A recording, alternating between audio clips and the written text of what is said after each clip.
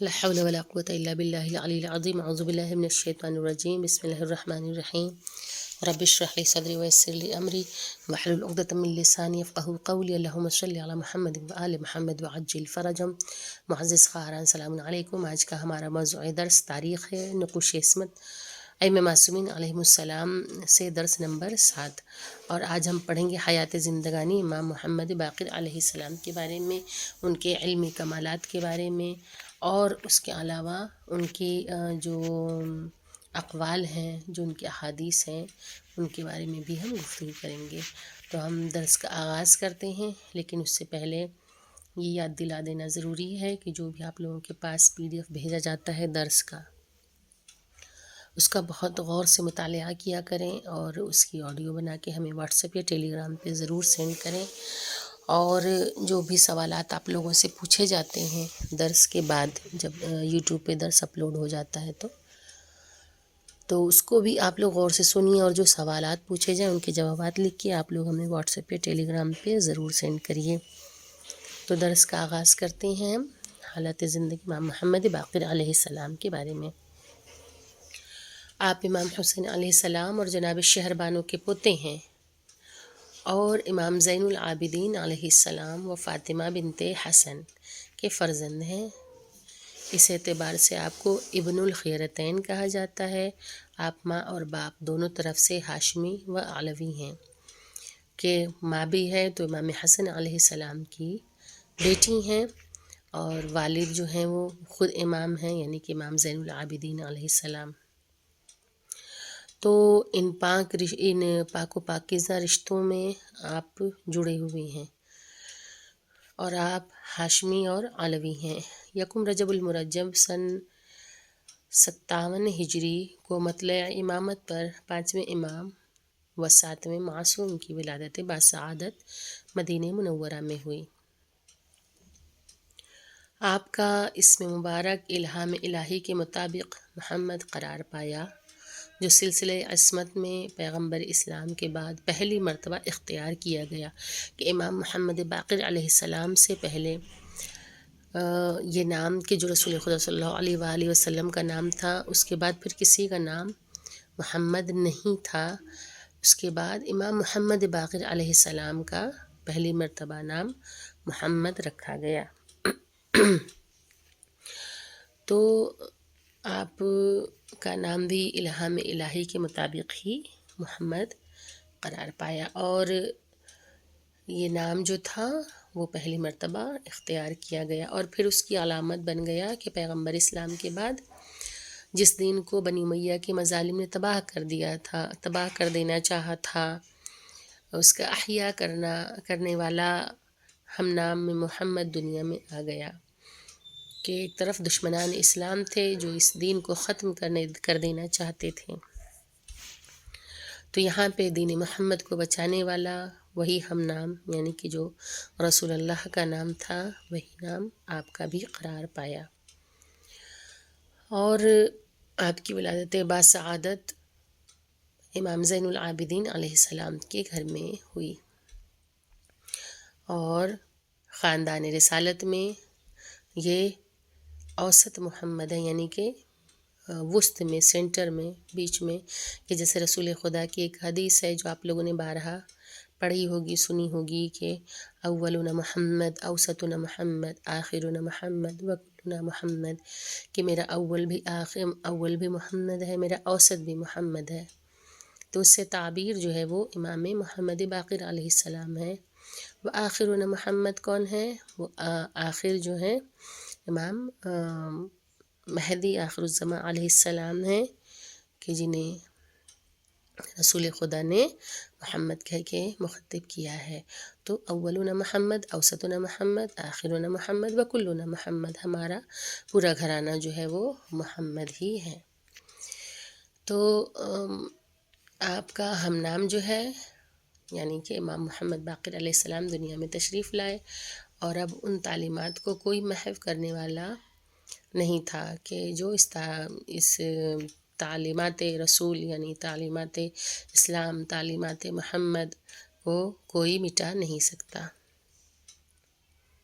آپ کے القاب میں باقر، شاکر، ہادی ہیں، جن میں سب سے زیادہ شہرت باقر العلوم النبیین الاولین والآخرین کو حاصل ہے، اور اس کی وجہ یہ ہے کہ بقر کے معنی شگاف کرنے کے ہیں، اور آپ نے اسرار و رموز علوم و فنون کو اس قدر اہمیت دی ہے کہ ان کی اس طرح تشریح دی کہ دوسرے افراد کی تاریخ میں اس کی مثال نہیں ملتی۔ حد ہے کہ عالم اسلام کے امام اعظم بھی آپ کے شاگرد ہیں، اور انہوں نے بھی آپ کے علوم سے استفادہ کیا ہے۔ زندگی کے 2.5 سال آپ نے اپنے دادا امام حسین علیہ السلام کے ساتھ گزارے۔ 95 ہجری تک تقریباً 38 سال اپنے بابا امام زین العابدین علیہ السلام کے ساتھ گزارے، اور 95 ہجری کے بعد 19 سال اپنا دور قیادت و امامت گزارا، جس میں اسلام کی تمام تر ذمہ داری آپ کے اوپر تھی، اور آپ نے اسے بکمال حسن و خوبی انجام دیا۔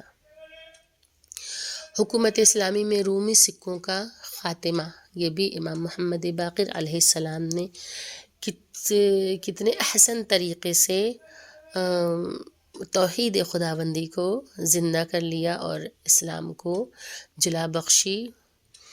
تو کچھ اس کا جو واقعہ ہے وہ کچھ اس طرح ہے کہ امام محمد باقر علیہ السلام نے 75 یعنی کہ 75 ہجری میں تاریخ کا یہ کارنامہ انجام دیا کہ جو اسلامی تاریخ سے نہیں بھلایا جا سکتا، کہ 75 ہجری تک مسلمانوں میں رومی سکے رائج تھے، یعنی جو روم میں جو سکے بنائے جاتے تھے وہ سکے چلتے تھے مسلمانوں کے درمیان، اور عیسائی افراد ان سکوں کے ذریعے اپنے عقائد کی ترویج کر رہے تھے، یعنی کہ وہ اپنے عقائد جو ہے جو ان کا عقیدہ ہے وہ اسے اس سکے پہ ثبت کرتے تھے، اور اسی طریقے سے وہ اپنے دین کو رواج دے رہے تھے، پھیلا رہے تھے۔ عبد الملک نے اپنے دور حکومت میں ان سکوں کو ترک کر کے ان پر کلمہ لا الہ الا اللہ لکھنے کا حکم دیا۔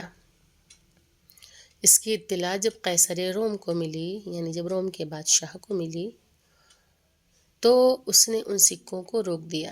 قیصر یعنی کہ بادشاہ، جس طریقے سے مصر میں فرعون ہوتے تھے، یعنی کہ فرعون کسی پرٹیکولر آدمی کا نام نہیں تھا، بلکہ فرعون یعنی کہ بادشاہ، جسے انگلش میں فراؤ کہتے ہیں۔ تو وہاں کا جو چلن تھا، وہاں مصر میں بادشاہوں کو فرعون کہا جاتا تھا، اور روم میں بادشاہوں کو قیصر کہا جاتا تھا۔ تو قیصر روم کو جب یہ پتہ چلا تو اس نے ان سکوں کو روک دیا، اور اس سلسلے میں رشوت بھی دینی چاہی، لیکن عبد الملک نے قبول نہیں کیا، جس کے بعد قیصر روم نے تہدید کرتے ہوئے کہا کہ اگر میرے سکوں کی شکل بگاڑ کر اس پر کلمہ اسلام لکھ لیا گیا تو میں اسلام اور رسول اسلام کے بارے میں گالیاں لکھوا کر سکے پہ رائج کر دوں گا۔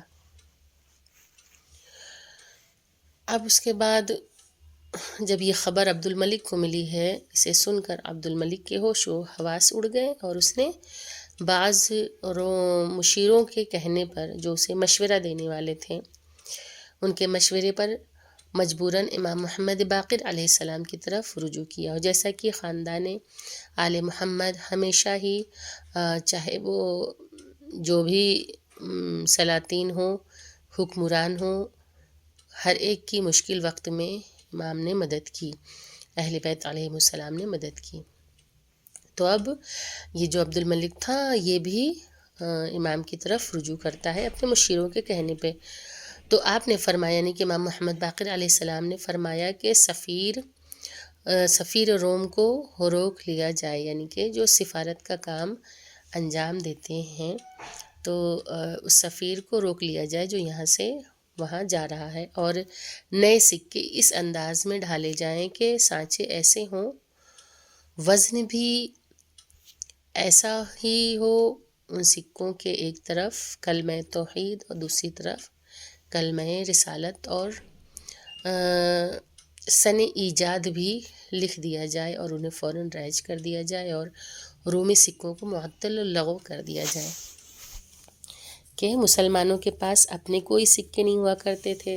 تب اس وقت امام نے جب اس مشکل کا حل نکالا ہے تو کس طریقے سے نکالا ہے کہ اب خود یعنی کہ خود مسلمان جو ہیں وہ سکے بنا رہے ہیں۔ تو امام نے کہا کہ ایسے سانچے ہوں اور جن کا وزن بھی ایسا ہی ہو، اور ان سکوں کے ایک طرف کلمہ توحید اور دوسری طرف کلمہ رسالت اور سن ایجاد، یعنی کہ جس سن میں وہ سکہ بنا ہوا، جیسا کہ آپ لوگ بھی خود کوائنس وغیرہ پہ دیکھتی ہیں کہ کس سن میں یہ بنا ہوا ہے، تو سن ایجاد بھی لکھ دیا جائے اور اسے فوراً رائج کر دیا جائے، اسے اس سکے کو چلا دیا جائے۔ اور جو روم کے جو سکے تھے ان کو معطل کر دیں، اسے ختم کر دیں اور اسے قبول نہیں کیا جائے۔ چنانچہ کیا ہوا، عبد الملک نے امام محمد باقر علیہ السلام کے ارشاد کے مطابق ایسا ہی کیا، اور یہ سارا کام مکمل ہو جانے کے بعد سفیر روم کو آزاد کیا گیا اور قیصر روم کو اطلاع کر دی گئی کہ اب حکومت اسلامی میں رومی سکے لغو معطل ہو چکے ہیں اور نئے سکے رائج ہو چکے ہیں۔ اب جو سفیر روم تھا جسے ان لوگوں نے روک لیا تھا، جب سکے بن گئے تو کیا کیا گیا کہ اس سفیر کو بھی آزاد کر دیا گیا، اور یہ خبر پہنچائی گئی کہ جو سکے اب ہم تمہارے سکوں کو جو ہے اپنے یہاں پہ باطل قرار دیتے ہیں اور اب ہم اپنا سکہ جو ہے وہ چلائیں گے، یعنی کہ اب اسلامی حکومت اسلامی میں رومی سکے بند ہو چکے ہیں اور نئے سکے رائج ہو چکے ہیں، لہٰذا اسلام کو کسی طرح کا کوئی خطرہ نہیں رہ گیا ہے، اور یہ سارا کام حضرت امام محمد باقر علیہ السلام کے مشورے کے مطابق انجام دیا گیا۔ قیصر روم اس خبر کو سن کر دنگ رہ گیا اور اسے اندازہ ہو گیا کہ یہ خانوادہ رسالت کے علاوہ کوئی اس الہی سیاست کا وارث نہیں ہو سکتا جس نے مسیحیت کو پھر ایک مرتبہ شکست دے کر مباہلے کی صداقت اور فتح کا اعلان کر دیا، کہ جیسا آپ لوگوں کو مباہلہ کے بارے میں بتایا گیا تھا کہ وہاں کیا ہوا تھا۔ تو جو نصارہ و نجران تھے وہ سب کے سب اہل بیت علیہم السلام کو دیکھ کے پیچھے ہٹ گئے تھے، تو قیصر روم کو وہ سب کچھ یاد آ گیا کہ ایک مرتبہ ایسا ہی ہوا تھا کہ ان لوگوں نے یعنی کہ اہل بیت علیہم السلام نے اس زمانے میں بھی نصارہ و نجران کو پیچھے ہٹنے پہ مجبور کر دیا تھا، مسیحیت کو بہت بڑا دھکا لگ چکا تھا، اور یہ ہو نہ ہو یہ خانوادہ آل محمد کی ہی ایک سیاست ہے، ورنہ عام انسان جو ہے ایسا نہیں کر سکتا۔ آپ کی عزاداری کے لیے خاص وصیت۔ آپ کی شہادت 7 ذی الحجہ سن 114 ہجری میں حشام بن عبد الملک کے زہر سے ہوئی۔ آپ نے اپنے فرزند امام جعفر صادق علیہ السلام سے غسل و کفن اور دفن کے لیے وصیت فرمائی، اور خصوصیت کے ساتھ یہ وصیت فرمائی کہ میرے مال میں سے 800 درہم میری عزاداری کے لیے مخصوص کر دیے جائیں، اور 10 سال تک ایام حج میں منا کے میدان میں میرا غم منایا جائے، چونکہ اس تاریخ کو عام طور سے حجاج کرام اس علاقے میں رہتے ہیں اور سارا عالم اسلام حج بیت اللہ کے لیے دنیا بھر سے یہاں اکٹھا ہوتا ہے۔ اس طرح لوگوں کو حکام وقت کے مظالم اور آل محمد کے فضائل و کمالات اور ان کے احکام و تعلیمات کا علم ہوتا رہے گا، اور دین اسلام کی ترویج کا بہترین ذریعہ ہے۔ اس واقعے سے عزاداری کے اہتمام اور اس کے اخراجات پر بھی واضح طور پر روشنی پڑتی ہے۔ آپ کے علمی کمالات۔ طاؤس یمانی نے امام محمد باقر علیہ السلام سے سوال کیا کہ وہ کون سی چیز ہے جس کا تھوڑا حلال ہے اور زیادہ حرام ہے، تو آپ نے فرمایا کہ وہ نہر طالوت کا پانی تھا جو صرف 1 چلو تک حلال تھا اور اس سے زیادہ حرام۔ پھر اگلا سوال، وہ کون سا روزہ تھا جس میں کھانا پینا جائز تھا؟ کہ عام طور سے تو ہم لوگوں کے یہاں کیا ہے، روزہ رکھتے ہیں لیکن اس میں کھانا پینا بالکل ممنوع ہے جب انسان روزہ رکھتا ہے۔ تو سامنے سے جو سوال ہے وہ کیا تھا، وہ کون سا روزہ تھا جس میں کھانا پینا جائز تھا؟ آپ نے فرمایا جناب مریم کا روزہ تھا جس میں صرف بات کرنے کی پابندی تھی، یعنی کہ چپ کا روزہ۔ خاموشی اس وقت کہ جب عیسیٰ علیہ السلام کی ولادت ہوئی تھی، جناب مریم کو لوگ جب تانے دے رہے تھے تو اس وقت کیا ہوا تھا، اللہ نے چپ رہنے کے لیے کہا تھا، تو جناب مریم نے چپ کا روزہ رکھا تھا، اور جو بھی گواہی دینی تھی وہ جناب عیسیٰ علیہ السلام نے گہوارے سے گواہی دی تھی، اپنی ماں کی پاکیزگی کی، جناب مریم کی پاکیزگی کی گواہی، جسے سن کے تمام لوگ دنگ رہ گئے۔ پھر اگلا سوال کیا کہ وہ کون سی شے ہے جو کم ہوتی ہے بڑھتی نہیں ہے؟ آپ نے فرمایا کہ وہ انسان کی عمر ہے۔ پھر اس نے پوچھا وہ کون سی چیز ہے جو بڑھتی ہے گھٹتی نہیں ہے؟ آپ نے فرمایا کہ وہ سمندر کا پانی ہے جو بڑھتا ہے گھٹتا نہیں۔ وہ کون سی چیز ہے جو فضا میں صرف ایک بار بلند ہوتی ہے؟ آپ نے فرمایا کہ وہ کوہ طور ہے جو بنی اسرائیل کے سروں پر مسلط کیا گیا تھا، کہ جب بنی اسرائیل جو کہ سرکش قوم تھی اور جس نے خدا کی نافرمانی کی تھی، اور آج بھی ہمیں کچھ ایسا ہی نظر آتا ہے، تو ان کی اس نافرمانی کی بنا پہ ان کے سروں پہ کوہ طور کو مسلط کر دیا گیا تھا کہ وہ ایمان لے آئیں۔ وہ کون لوگ ہیں جن کی سچی گواہی بھی جھوٹ قرار پائی؟ آپ نے فرمایا کہ وہ منافقین ہیں جو رسول اللہ کو رسول کہتے ہیں، لیکن اللہ تعالیٰ نے انہیں جھوٹا قرار دیا ہے، کہ اللہ نے ان کی چہروں سے نقاب اتار دی۔ قرآن میں واضح طور پہ بتا دیا کہ اے رسول، تمہاری بزم میں بیٹھنے والے، تمہیں رسول کہنے والے اور تم سے منافقت کرتے ہیں، تو اللہ تعالیٰ نے ان لوگوں کو جھوٹا قرار دیا۔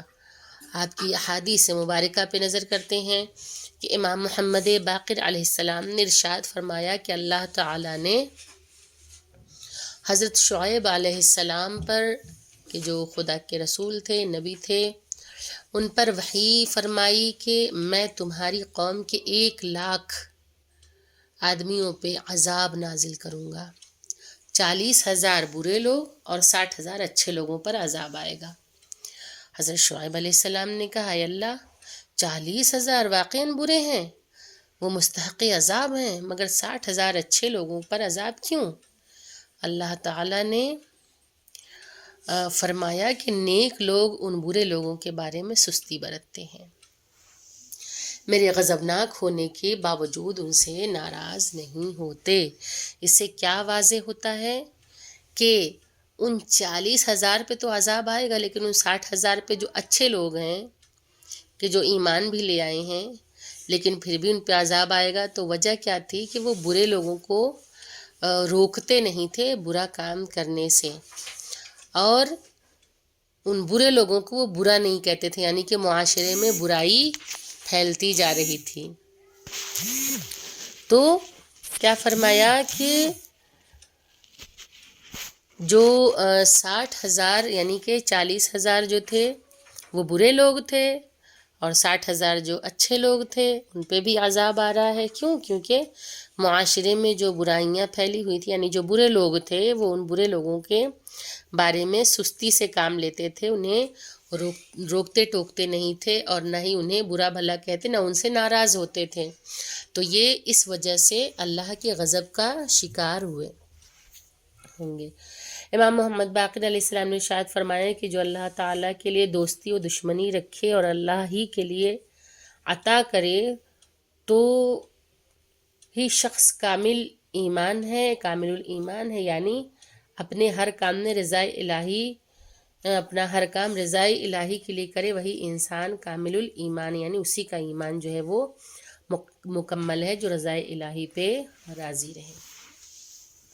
امام محمد باقر علیہ السلام نے ارشاد فرمایا کہ خدا کی قسم، ہمارا شیعہ وہ ہے جو اطاعت و تقوی کو اپنا پیشہ بنائے۔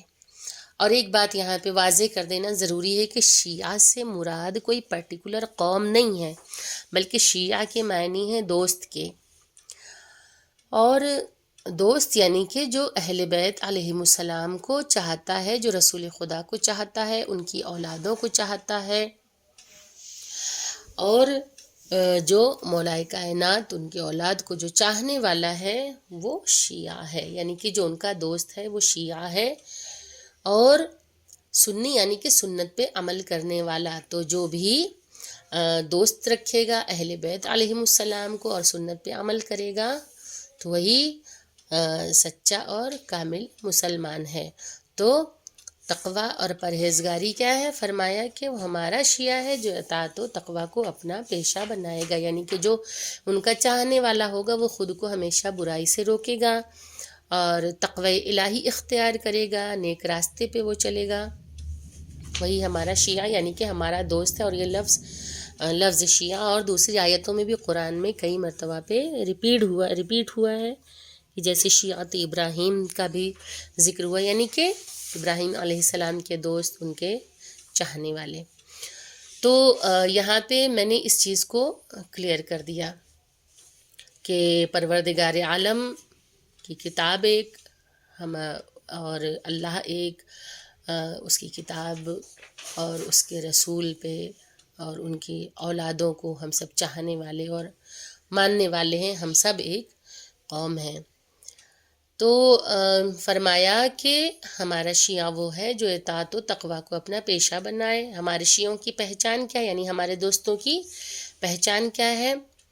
فروتنی، خشوع و خضوع، امانت داری، کثرت سے ذکر خدا، روزہ، نماز، والدین کے ساتھ نیکی، پڑوسیوں کی فقر و فاقہ سے دیکھ بھال کرنا کہ کوئی بھوکا تو نہیں ہے، فقیروں، مسکینوں، قرض داروں، یتیموں کی مدد کرنا، اور سچ بولنا، تلاوت قرآن کرنا، لوگوں کے بارے میں خیر کے علاوہ کچھ نہ کہنا، تمام امور میں قبیلوں کے لیے امین ہونا۔ یہ تمام چیزیں کیا ہیں؟ یہ ایک شیعہ کی علامت ہے، وہی شیعہ کہلائے گا، وہی محب کہلائے گا جو ان تمام چیزوں کو اختیار کرے گا، ان کی محبت کے ساتھ ساتھ اسی کا ایمان جو ہے وہ کامل ہوگا۔ امام محمد باقر علیہ السلام نے ارشاد فرمایا کہ حقیقی مومن وہی ہے جو اگر خوش ہو تو اس کی خوشی اس کو گناہ یا باطل پر آمادہ نہ کرے، کہ بہت زیادہ انسان خوش ہے تو پھر وہ گناہ کرنے لگے، وہ ایسے کام کرنے لگیں کہ جو شریعت کے خلاف ہو، تو ایسی خوشی جو ہے وہ مومن جو ہے وہ ایسا ہرگز نہیں کرتا۔ تو حقیقی مومن وہ ہے کہ جب اسے نعمتیں مل رہی ہیں، اسے خوشیاں مل رہی ہیں، تو ایسے میں بھی وہ گناہوں سے دور رہتا ہے، گناہوں سے پرہیز کرتا ہے،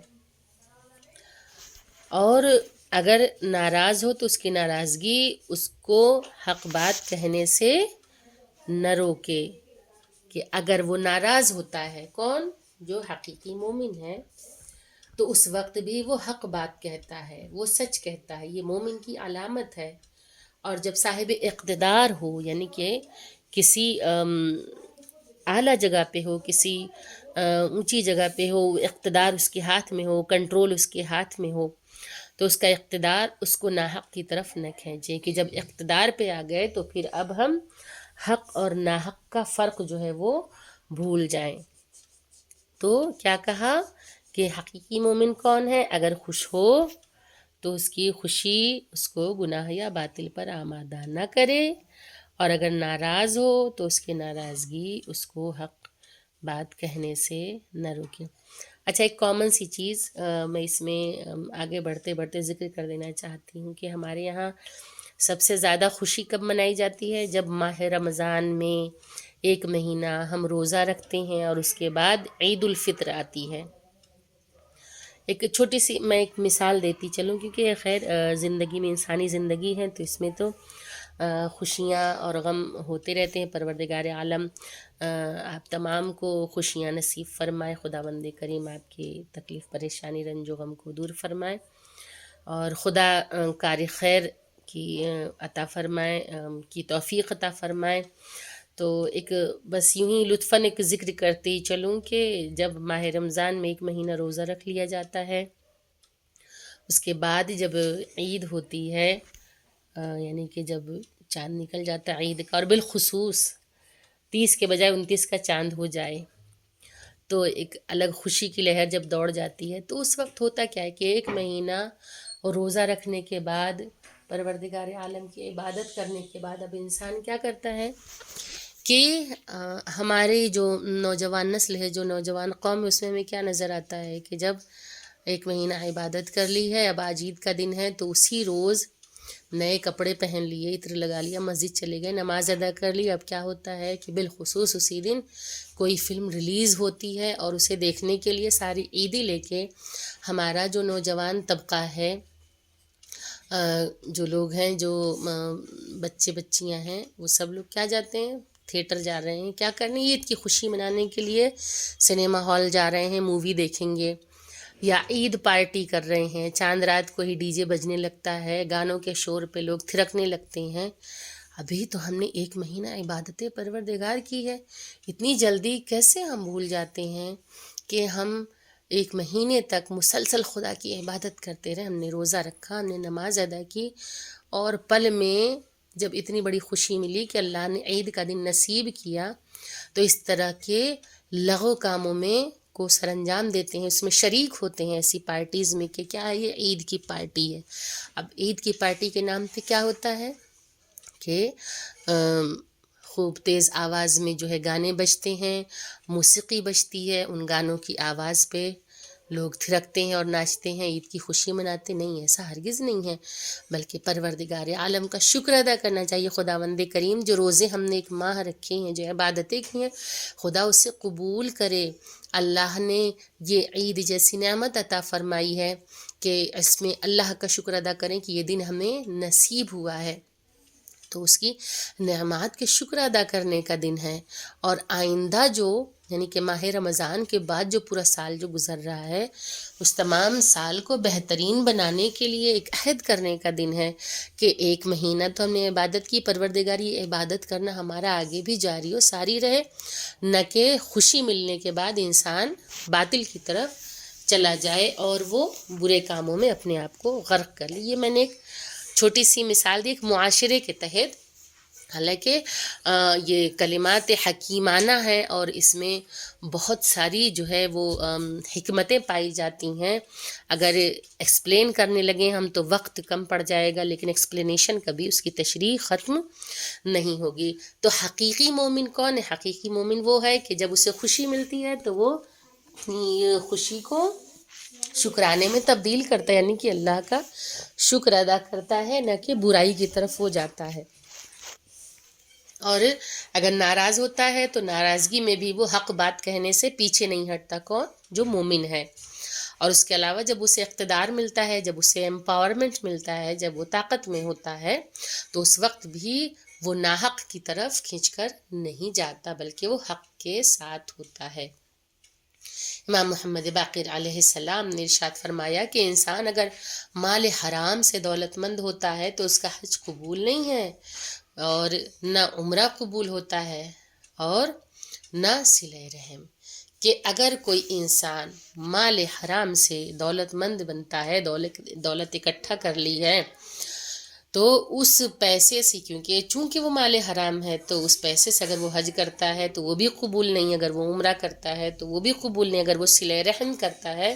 صلہ رحم وہ ہے کہ یعنی اپنے قرابت دار، یعنی اپنے بھائی بہنوں، ان سب کے ساتھ، رشتہ داروں کے ساتھ انسان حسن سلوک سے کام لے، تو صلہ رحم سے کام لے.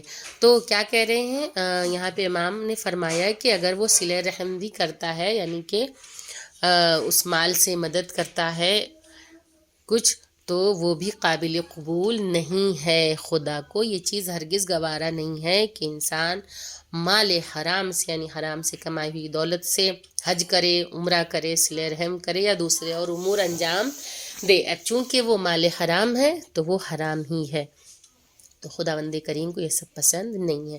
یہ رہے حالات زندگی امام محمد باقر علیہ السلام کی. اور اب آپ لوگوں سے سوال کہ امام محمد باقر علیہ السلام کو ابن الخیرتین کیوں کہا جاتا ہے؟ اس کے بعد دوسرا سوال ہے کہ آپ کی ولادت باسعادت کب اور کہاں ہوئی؟ اس کے بعد تیسرا سوال ہے کہ آپ کے اسم مبارک کے بارے میں کیا فلسفہ پوشیدہ ہے؟ پھر اس کے بعد اگلا سوال ہے کہ عزاداری کے بارے میں جو امام علیہ السلام نے اہتمام کرنے کے لیے کہا تھا، اس کے لیے امام نے کیا کہا تھا. اب اگلا سوال یہ ہے کہ آپ کی احادیث مبارکہ میں سے کنہیں 2 احادیث کی تشریح کر کے آپ لوگ ہمیں بھیجیں۔ وآخر الدعوانا الحمد للہ رب العالمین، اللہم صلی علی محمد وآل محمد وعجل فرجہم۔ السلام علیکم، خدا حافظ۔